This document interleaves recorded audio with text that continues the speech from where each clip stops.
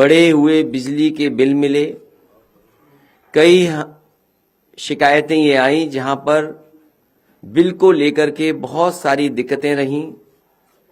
कई लोगों पे एफआईआर भी हुई, बहुत सारे लोग संकट में भी रहे और हैरेसमेंट भी बड़े पैमाने पे हुआ है।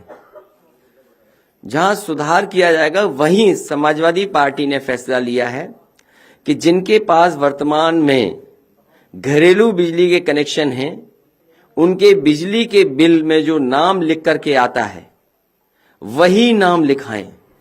समाजवादी पार्टी कल से इसका अभियान चलाने जा रही है कि 300 यूनिट जो लोग चाहते हैं उन्हें फ्री मिले, उनके लिए नाम रजिस्टर करने का काम, फॉर्म भरने का काम कल से इस अभियान को समाजवादी पार्टी शुरू कर रही है। इसीलिए मेरी अपील है, जिनके पास वर्तमान में घरेलू बिजली के कनेक्शन हैं, उनके बिजली के बिल में जो नाम लिख करके आता है वही नाम लिखवाएं। और जिनके पास अभी घरेलू कनेक्शन नहीं है पर जो भविष्य में लेने वाले हैं, वो सभी लोग राशन कार्ड या आधार कार्ड में लिखा हुआ नाम ही लिखवाएं। ये अभियान समाजवादी पार्टी का कल से शुरू होने जा रहा है। 300 यूनिट मुफ्त पाएं, नाम लिखाएं और नाम न छूट जाए। बहुत बहुत धन्यवाद आपका।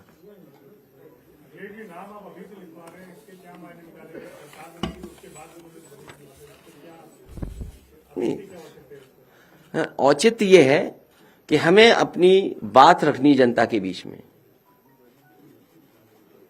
डेमोक्रेसी में और इलेक्शन कैंपेन में जो आप अपना मुद्दा है वो लेकर के जा रहे हैं, तो इस मुद्दे को हम जनता के बीच में और घर घर जाना चाहते हैं। हमारे प्रत्याशी आज कैसे प्रचार करेंगे जहां इतने नियमों का पालन करना है, बड़ी बड़ी रैलियां नहीं हो पा रही हैं। हमारी कोशिश है कि जैसे ही पाबंदियां हटें, नियम बदलें, मैं समाजवादी विजय रथ की अनुमति मांगूं और खाली अकेले ही चलना पड़े उसके लिए भी अनुमति मांगूंगा। लेकिन जब तक नियम वही हैं, नियम जब पुराने हैं, जो चुनाव आयोग ने नियम बनाए हैं, उनका पालन करते हुए समाजवादी पार्टी के प्रत्याशी, समाजवादी पार्टी के कार्यकर्ता और जो लोग हैं, अगर 300 यूनिट मुफ्त पाना चाहते हैं तो फॉर्म भरवाएं, अपना नाम लिखवाएं। और नाम इसलिए जरूरी है कि जो बिल में नाम आता है, बिल में जो नाम आता है वही नाम जरूरी है।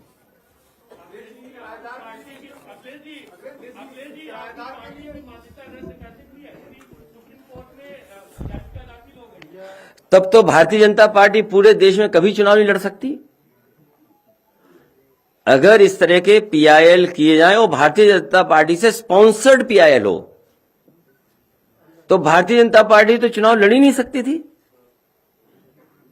क्या मुख्यमंत्री जी ने जो अपना एफिडेविट लगाया है उन पे क्या कम धाराएं हैं? जो डिप्टी सीएम है उन पे कम धाराएं हैं? जो अभी जानकारी मिली है, सबसे ज्यादा आपराधिक मामलों में कोई विधायक अगर विधानसभा में पहुंचे हैं तो भारतीय जनता पार्टी ने पहुंचाए हैं। और आपने खुलेआम देखा है सांसद विधायक में कितनी मार पिटाई हुई, और वो भी गिने गए।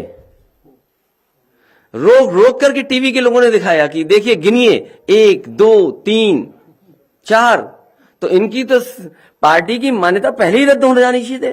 क्या मुख्यमंत्री जी पे जो मुकदमे हैं, उन मुकदमों को देख करके क्या भारतीय जनता पार्टी को नहीं ये फैसला लेना चाहिए था?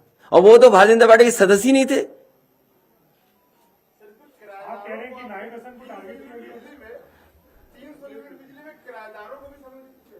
नहीं, जिनके पास बिजली का कनेक्शन है, ये बात कनेक्शन की हो रही है, घर पे किराए पे रह रहे उसकी बात नहीं हो रही है। तो अगर आप किराए पे भी रह रहे हैं और बिजली का कनेक्शन है, मैं आपसे कहना चाहता हूं ये बिजली का कनेक्शन अगर आपके नाम पर है, जिस बिल को आप भरते हैं, बिल के ऊपर जो नाम है वो आप नाम इस फॉर्म में जमा कराइए। कल से समाजवादी पार्टी इस अभियान को शुरू कर रही है।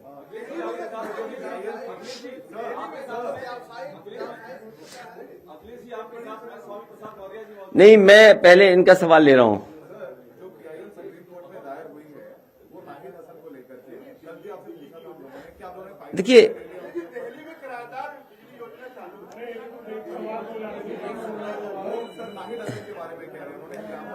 देखिए, जो समाजवादी पार्टी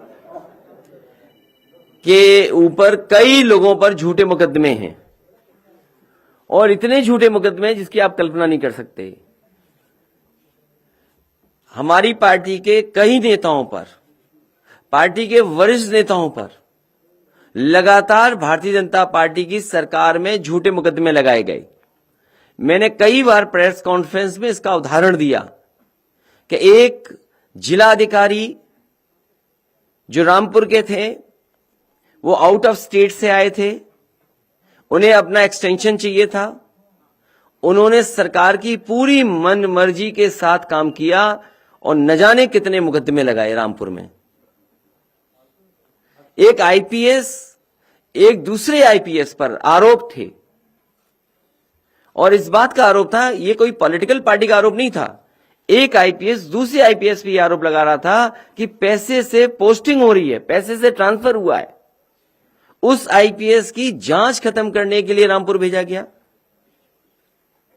समाजवादी पार्टी पे पिछले 5 साल में सबसे ज्यादा झूठे मुकदमे अगर किसी ने लगाए तो भारतीय जनता पार्टी ने लगाए, और उसी कड़ी में नाहिद हसन भी आते हैं।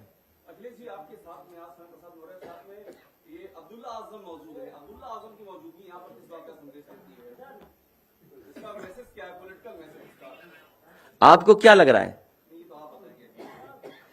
समाजवादी पार्टी के सभी नेता सदस्य यहां बैठे हैं।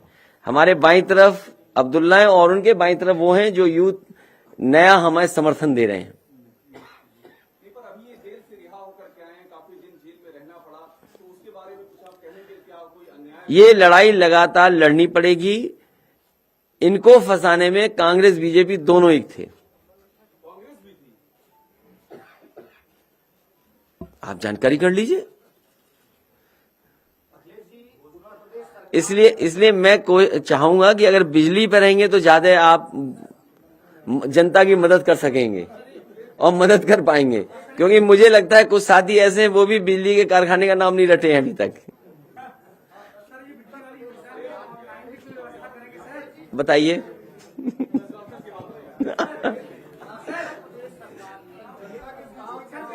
ये समाजवादी पार्टी की ऑनलाइन भी करेंगे, फिजिकली भी डोर टू डोर हमारे समाजवादी पार्टी के लोग जाएंगे। आम जनता से अपील करेंगे कि समाजवादी पार्टी का इसमें सहयोग करें।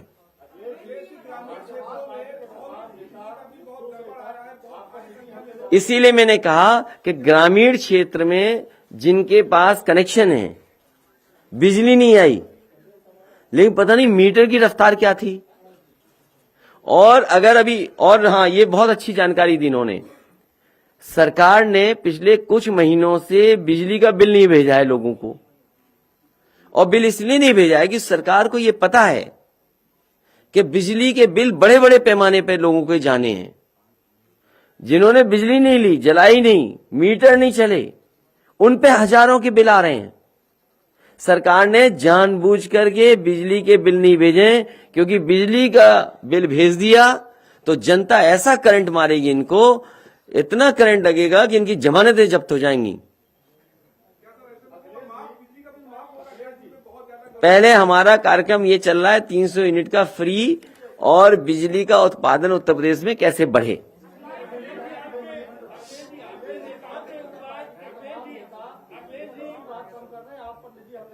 कौन?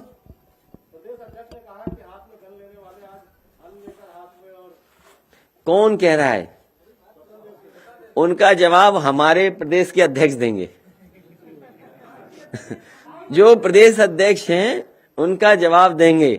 और अगर उन्होंने अन्नदाताओं को आतंकवादी कहा, कौन नहीं जानता कि अन्नदाता को आतंकवादी नहीं कहा भारतीय जनता पार्टी के लोगों ने, तो फिर आतंकवादियों को अन्न क्यों खाते हैं? ये खाना छोड़ दें।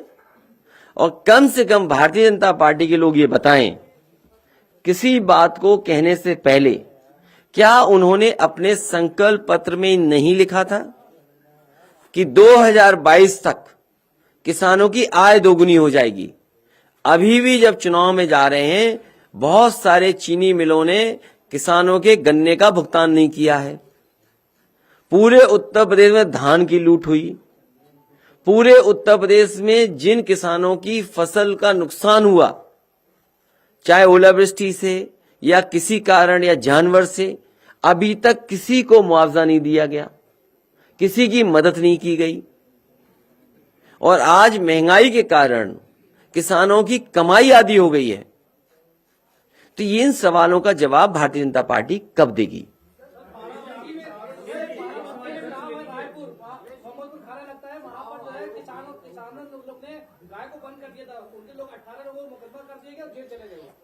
बड़े पैमाने पर उत्तर प्रदेश की गाय मां भूखी हैं।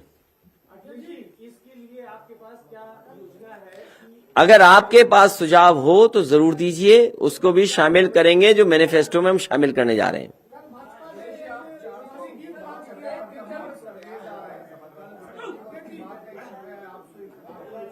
रिपब्लिक का सर्वे आया है तो इंटू 2 कर दो, तो कितनी हो गई सीटें बताओ? नहीं, अगर इंटू 2 किया, कितनी दी हमारी? तो लगता है इंटू 3 करना पड़ेगा। और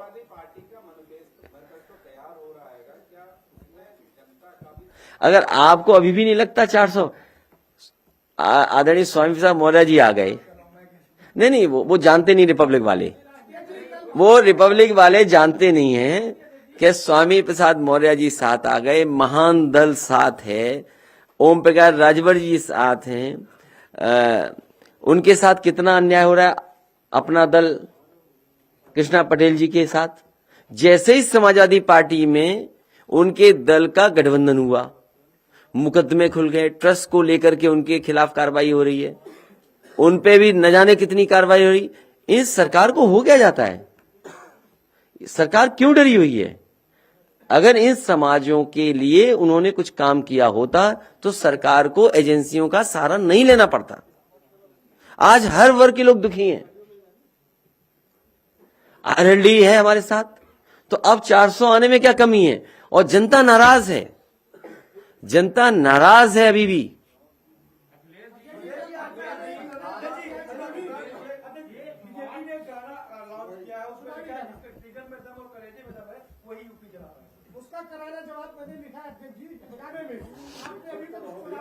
लाइए, अभी लॉन्च कर देंगे, लाइए।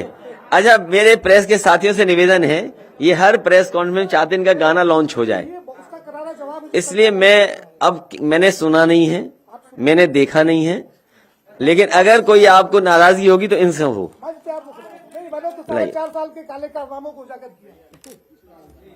अभी नहीं, लास्ट में, अभी नहीं। ये जो गाने बन रहे हैं,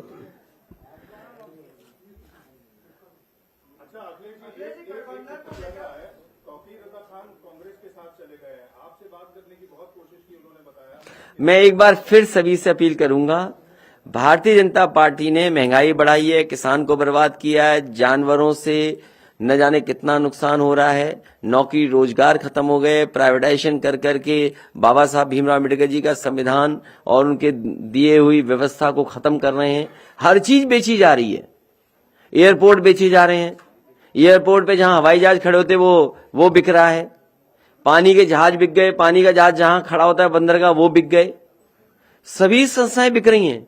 और सोचना इस बात के लिए चाहिए, आज बताइए 2014 के बाद बैंकों में जो इंटरेस्ट था वो कितना कम हो गया। अगर आपका पैसा रखा था बैंक में तो बताइए उस समय क्या इंटरेस्ट मिलता था, आज क्या मिल रहा है? क्या बैंकें नहीं डूब गई?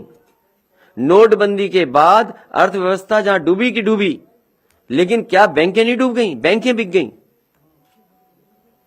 तो ये बड़े सवाल हैं जिनका जवाब भारतीय जनता पार्टी के पास नहीं है। और बड़े बड़े आयोजन हुए, इन्वेस्टमेंट मीट हुई। यहां आज जब हम चुनाव में जा रहे हैं तो जो इन्वेस्टमेंट मीट हुई थी उसमें जो करार किए गए थे, एमओयू साइन हुए थे, आज ये बताएं किस जिले में इंडस्ट्री और कारखाना लग गया, किस जगह नौकरी रोजगार मिल गए, जो झूठे प्रचार में दिखाई दे रहे हैं कि करोड़ों लोगों को रोजगार मिला, वो कहां है? सवाल ये महत्वपूर्ण है आज।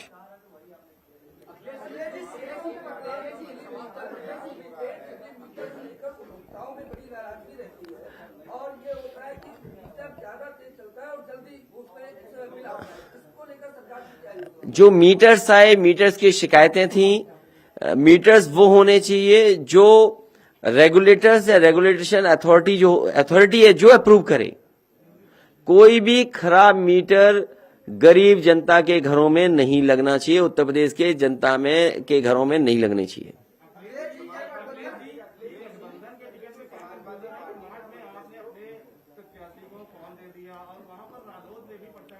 वो कुछ कंफ्यूजन था, वो कंफ्यूजन दूर हो जाएगा। नहीं, वो कंफ्यूजन किसी कारण था जो आपने पिछले प्रेस कॉन्फ्रेंस में सुना था, शायद आप भूल गए होंगे, उसी की वजह से ये हुआ।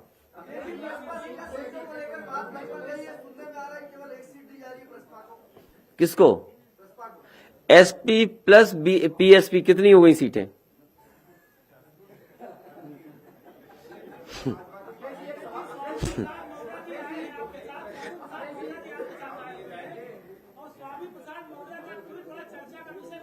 क्या ट्वीट है? उन्होंने कहा हम जिसके साथ जाते हैं वनवास हो जाता है, तो कितने साल का वनवास करेंगे वो? उनका नहीं, उनका करके आएंगे ना वनवास तो।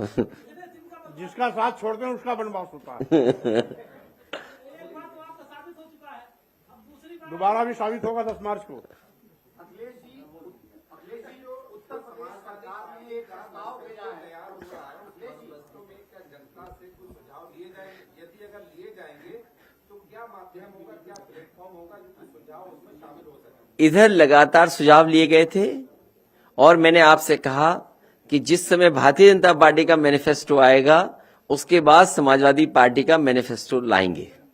और बहुत सारे सुझाव हमें समय समय पर मिले हैं, सोशल मीडिया के माध्यम से ही मिले हैं, हमारे शुभचिंतक हैं उन्होंने भी दिए हैं, समय समय पर किसान संगठन के लोग मिले हैं या और संस्थाओं के लोग मिले, उन्होंने भी बहुत महत्वपूर्ण सुझाव दिए हैं। बड़े पैमाने पर डॉक्टर्स मिले हैं, लगातार डॉक्टर्स भी संपर्क में, उन्होंने भी कुछ सुझाव दिए हैं। तो लगातार सुझाव समाजवादी पार्टी को मिले हैं, जिन्होंने दिए हैं उनके सुझावों को रखा है। और मैं फिर भी कहता हूं, अगर कोई सुझाव देना चाहता है तो आज इतने प्लेटफॉर्म्स हैं समाजवादी पार्टी के, मेरे पास भी है, इनबॉक्स भी बहुत सारे मैसेजेस मिले हैं। जैसी तारीखें चुनाव की घोषित हुई या पिछले 1 साल से लगातार लोग कुछ न कुछ सुझाव दे रहे हैं।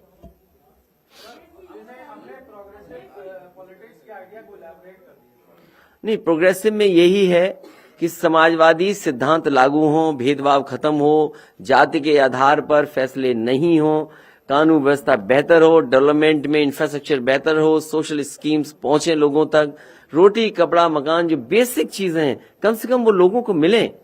और समाजवादी पार्टी प्रोग्रेसिव काम इसलिए करती है, आपके सामने एग्जाम्पल है। लखनऊ में आप देखिए, वर्ल्ड क्लास मेट्रो है कि नहीं है? उसी तरह की metro Noida to greater Noida world class है कि नहीं है? आप आगरा की वर्ल्ड क्लास मेट्रो बन रही कि नहीं बन रही? कानपुर में वर्ल्ड क्लास मेट्रो दी कि नहीं दी? ये तमाम पॉलिटिकल पार्टीज के बड़े बड़े नेताओं ने कहा कि नदियां साफ हों। आज दुनिया में बहस इस बात की होती कि नदियां कैसे साफ हों, पानी कैसे साफ मिले। तो एग्जाम्पलरी वर्क किया समाजवादी पार्टी ने, जो गोमती को साफ करके दिखाया। 900 मीटर अगर जुड़ गई होती तो शहर में साफ गोमती बहती। वर्णा पे काम शुरू कर दिया, आपकी इंस्टीट्यूशन बनाई बड़ी बड़ी, चाहे आपके कैंसर इंस्टीट्यूट बनी हो, क्योंकि यहाँ के गरीब लोगों को इलाज कराने मुंबई जाना पड़ता है, दिल्ली जाना पड़ता है, महंगा इलाज कैंसर का है और इलाज लोग नहीं करा पाते हैं। इसलिए समाजवादी सरकार में कैंसर इंस्टीट्यूट बनी। ये सब प्रोग्रेसिव है। लैपटॉप डिस्ट्रीब्यूशन करना, ये प्रोग्रेसिव सोच थी। समाजवादी पेंशन देना गरीब माताओं बहनों का, हो सकता है कि कल हम समाजवादी पेंशन को लेकर के आप लोगों को फिर तकलीफ दें एक बार। तो ये समाजवादी पार्टी की लगातार कोशिश है कि प्रोग्रेसिव काम हो, डेवलपमेंट के काम हो, लोगों को जोड़ने का काम हो। हम लोग जोड़ रहे हैं, कभी नफरत की राजनीति नहीं करते, कभी किसी बात को लेकर किसी से नहीं जोड़ते। लेकिन भारतीय जनता पार्टी के देखिए, हमारे मुख्यमंत्री जी कहते हैं जीन्स इनके ऐसे हैं। याद है या नहीं याद है? अभी कुछ दिन पहले मुख्यमंत्री जी ने कहा कि हमारे जीन्स ऐसे हैं। तो मैं तो चाहूंगा कि मुख्यमंत्री जी हमारा आपका दोनों का सैंपल ले लो, जीन्स चेक कर लो किसके कैसे हैं। हमारा भी सैंपल भेज दो डॉक्टर, हम भी दे रहे हैं, अपना भी सैंपल दे दो। तो ये प्रोग्रेसिव है कि हम जीन्स पे बात नहीं करते हैं। हम उनके पक्ष में हैं, हम उनके पक्ष में हैं। केवल उनके नहीं, बीपीएड, जितने भी टीटी, जितनी भी परीक्षा कैंसिल हुई, लोगों को, नौजवानों को नौकरी मिले, रोजगार मिले, वो सब चीजें आएंगी। वो आएंगी चुनाव के मैनिफेस्टो में, वो सब आएंगे जिन्होंने हमसे ज्ञापन दिए हैं। नंबर्स नहीं, नंबर्स तो बहुत है। मैंने आपसे कहा ये सही सवाल पूछा इन्होंने, और इसलिए अच्छा सवाल है। और जिस पत्रकार साथी ने पूछा है उसे एक बार हमारी भी मदद कर दे। उसमें समाजवादी पार्टी में लैपटॉप डिस्ट्रीब्यूशन हुए थे, लैपटॉप डिस्ट्रीब्यूशन हुए थे, और 20 लाख के लगभग, अलग अलग 18 लाख से ऊपर लैपटॉप डिस्ट्रीब्यूशन हुए। हम 20 लाख भी कहते हैं, 18 लाख से ऊपर लैपटॉप डिस्ट्रीब्यूट हुए। एक एक बच्चे के पास जाइए, आपको कहीं ना कहीं स्टोरी मिलेगी कि उस लैपटॉप से कितना उसको लाभ मिला, या पढ़ाई में मदद हुई, या उसने रोजगार कर लिया, नौकरी कर ली। और 2 प्रोजेक्ट मैंने कई बार कहे, और फिर कहता हूं, केवल 2 प्रोजेक्टों को उदाहरण देता हूं जो एचसीएल लखनऊ में बना है। आज उसमें डायरेक्ट इनडायरेक्ट 4000 से ऊपर लोगों को नौकरी और रोजगार मिले। जो एचसीएल का लखनऊ का ट्रेनिंग इंस्टीट्यूट है, उसमें 4000 से ज्यादा डायरेक्ट इनडायरेक्ट लोगों को नौकरी मिलेगी और मिल रही है। अगर हम मेट्रो को देखें जो लखनऊ की है, उसमें 3000 डायरेक्ट इनडायरेक्ट नौकरी मिली है। कानपुर में जो शुरू हुई है मेट्रो, वो अभी हाल फिलहाल 1200 लोगों को डायरेक्ट इनडायरेक्ट नौकरी मिली है। तो 3 प्रोजेक्ट मैंने बताए। एचसीएल जो था, जिसको एक्सपेंशन दिया, जिसको बाबा मुख्यमंत्री खुद कहते हैं कि कभी कभी उन्होंने किया है, उसमें भी हजारों की संख्या में, मैंने किसी अधिकारी से बात नहीं की है, मैं वो भी जानकारी करूंगा और आपको बताऊंगा कि आखिरकार उस एक्सपेंशन से कितनी बिजनेस हुई या कितने लोगों को रोजगार और नौकरी मिली है। तो इसलिए हम कह रहे हैं कि जब लाखों लैपटॉप बांट सकते हैं, 18 लाख लैपटॉप दे सकते हैं, तो सोचो उससे नौकरी और रोजगार कितने लाख को मिली होगी। और इस सेक्टर को, आईटी और आईटी सर्विसेज कितना बड़ा ग्रो कर गया है सेक्टर, तब तो उसमें प्लान्ड वे में, अरे मैनिफेस्टो का इंतजार तो करो। पहले हम सब मिलकर सरकार हटाने बीजेपी की। अखिलेश जी, एक सवाल ओपी राजभर जी से कल हम लोग की बात हुई, उन्होंने बोला कि अभी भी वो चाहते हैं कि आजाद समाज पार्टी और चंद्रशेखर आजाद जो है वो साथ आए। इसको लेकर उन्होंने बोला था कि वो रात में आपसे बात करेंगे, तो कोई बात नहीं, उनका सुझाव कंसीडर करेंगे। और अभी बिजली पे कुछ पूछ लो पूछ लो कुछ, बिजली पे ही पूछ लो कुछ, तो वो ठीक होगा। टेक्नोलॉजी इंट्रोड्यूस हो, क्यों नहीं टेक्नोलॉजी इंट्रोड्यूस हो।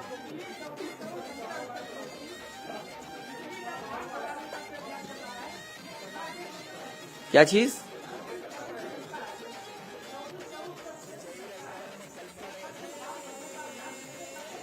ये लगातार चलता रहेगा, सरकार बन जाएगी फिर चलता रहेगा। सर, आपकी योजनाओं से एक सवाल है। आप जब मुख्यमंत्री बने थे 2012 में, तो आपको राजकोषीय घाटा मिला था 18,000 करोड़।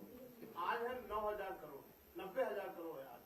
ये संसाधन कैसे कि एक विभाग का, 90,000 पूरे बजट का? सरकार का राजकोषीय घाटा है। ये सवाल मुझसे न पूछो, ये सवाल 5 साल वालों से पूछो। नहीं, वो नहीं पूछिए, अभी नहीं पूछिए हमसे। हाँ, आप बाबा मुख्यमंत्री पूछिए कि क्या करते रहे 24 घंटे, क्या काम किया आपने कि जो इतना घाटे से इतना घाटा कर दिया। कितना घाटा बताया आपने? हमारे में तो 9,000 करोड़ का, 18,000 करोड़ का था। आज कितना? मैं ऐसे पत्रकार साथी का धन्यवाद दूंगा जिन्होंने भारतीय जनता पार्टी की आंख खोल दी। 18,000 करोड़ था जब समाजवादी सरकार थी, उस समय वित्तीय घाटा, और अब 5 गुना कर दिया। तो ये बाबा मुख्यमंत्री डबल इंजन की सरकार क्या कर रही थी? उत्तर प्रदेश का खजाना क्यों बर्बाद कर दिया? आप बचत छोड़ के गए थे 28,000 करोड़, इनकी वजह से 23,000 करोड़। तो अच्छी बात है, 5,000 करोड़ फिर उसमें चला गया। ये हम पे छोड़ो कैसे लाएंगे। पहले सरकार बनाइए, उसके बाद करेंगे। अगर सब गणित अभी बता दें फिर कैसे कामयाब होंगे?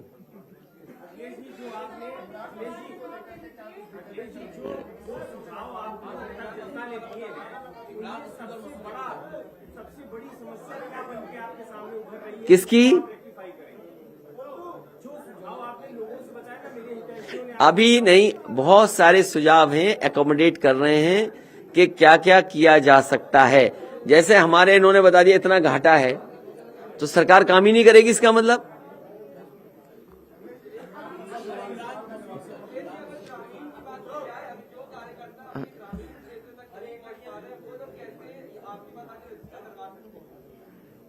जो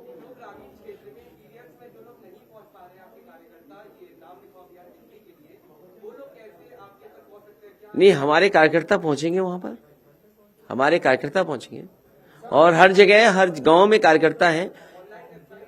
नहीं, व्यक्तिगत भी जाएंगे। मैंने इसीलिए कहा कि हमारा जो कैंपेन है डोर टू डोर जाएगा। आखिरकार जब हम जनता के पास जाएं तो क्या लेकर के जाएंगे? तो हमारे पास फॉर्म होगा, हमारे पास मान लीजिए व्हाट्सएप से जानकारी देने की व्यवस्था होगी। तो इसलिए हमारे फिजिकली भी लोग जाएंगे डोर टू डोर, फॉर्म भराने के लिए या जानकारी देने के लिए और जानकारी हासिल करने के लिए। डिजिटली हम लोग कनेक्टेड है। देखिए, आपसे जो बात कर रहे हैं ये भी डिजिटली कनेक्टेड है। सवाल आपके आ रहे हैं, लेकिन हमारे प्लेटफॉर्म से ये सब देख रहे हैं, सुन रहे हैं।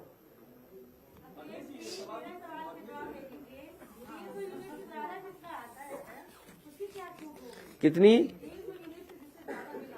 150 यूनिट से? तो 300 यूनिट ही तो माफ कर रहे हैं, तो 300 यूनिट वाला बिल देना आप, माइनस हो जाएगा 300 यूनिट आपका,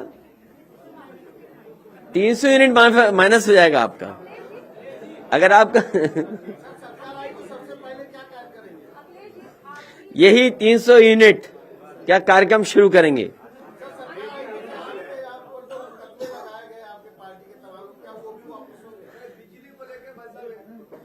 हाँ ठीक है, बिजली को लेके क्या चीज? पूछिए पूछिए। आप रुक जाओ भाई।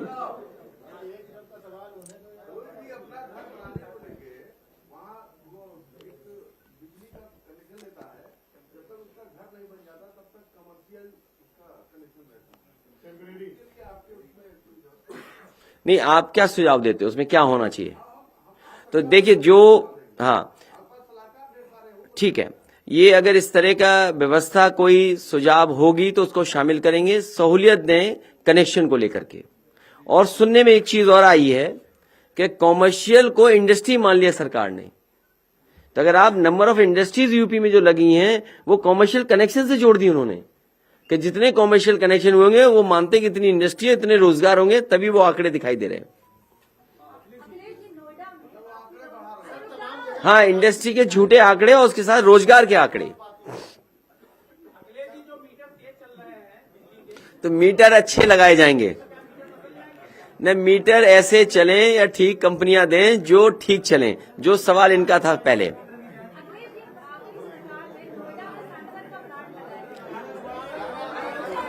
अजय, आखिरी गाना सुनाइए इनका, जो गाना लॉन्च है, गाना सुनाइए।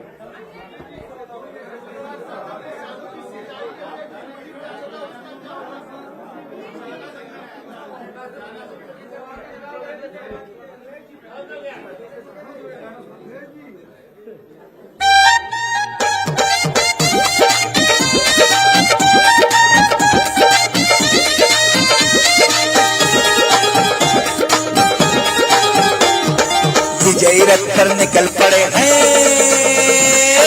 विजय रथ कर निकल पड़े हैं यूपी के कर्णधार। सर पर टोपी लाल धरे हैं, मुख पर तेज अपार। विजय रथ पर निकल पड़े हैं यूपी के कर्णधार। सर पर टोपी लाल धरे हैं, मुख पर तेज अपार। 22 में बाइसिकल की बढ़ेगी अब रफ्तार। 22 में बाइसिकल की बढ़ेगी अब रफ्तार। आने वाली है 22वां अखिलेश की सरकार। आने वाली है 22वां अखिलेश की सरकार।